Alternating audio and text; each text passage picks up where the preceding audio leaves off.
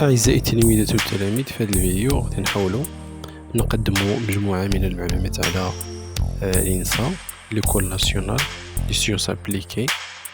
دونك في هذا الفيديو غادي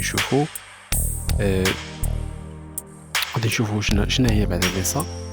الإنسا هي اختصار ليكول ناسيونال دي سيونس أبليكي، وهي شبكة مدارس علومية هندسية موجودة في عدة مدن مغربية، وتهدف إلى تكوين مهندسين في مختلف التخصصات التقنية والعلمية التي يحتاجها سوق الشغل المغربي والدولي.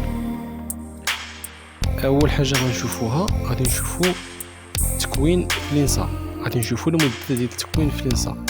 ثاني حاجة غادي نشوفوا التخصصات المتوفرة. هذه التخصصات تختلف حسب المدرسة إلى أخرى. ثالث حاجة غادي نشوفوا شروط القبول في الإنسا. رابع حاجة غادي نشوفوا الآفاق بعد التخرج من الإنسا. بالنسبة لمدة التكوين في الإنسا 5 سنوات، يعني مدة ديال التكوين في الإنسا هي 5 سنين، 2 سنين تحضيريتان الجدول المشترك الإنسا. دونك العامين الأولى كتسمى الجدول المشترك ديال الإنسا. 3 سنين الأخرى كتسمى 3 سنوات للتخصص الهندسي.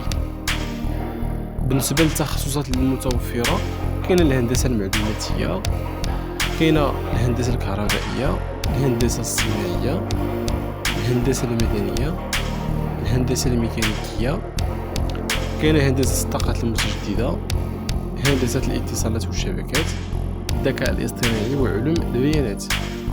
بالنسبة لشروط القبول في الإنسا،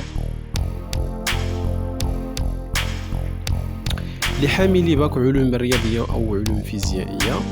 دونك من بين الشروط خاص يكون عندك باك علمي تخصص علوم الرياضية ولا العلوم الفيزيائية. خاص يكون عندك واحد النقطة مزيانة في البكالوريا، يعني الحصول على معدل جيد في البكالوريا يختلف كل سنة حسب المنافسة. يعني في الغالب، يعني من بين الشروط ديال القبول في الإنسا خاص يكون عندك 15 على الأقل. دائما كتكون 15 تقريبا، 15 ونص، يعني تكون عندك على الأقل 15. التسجيل في منصة باركور إنسا عادة تفتح في يونيو أو يوليوز. بالنسبة للآفاق بعد التخرج من الإنسا، بعد التخرج المهندس يمكنه العمل في الشركات الكبرى الوطنية والدولية، اتصالات المغرب، لافارج الطاقات المتجددة ولا لو سي بي، مجالات الذكاء الاصطناعي والبرمجة والتقنيات الحديثة، الشركات الصناعية، الهندسة المدنية، الطاقة والاتصالات. يمكن أيضا متابعة الدراسة في الدكتوراه أو الماستر المتخصص، أو تأسيس شركة ناشئة ستارت اب.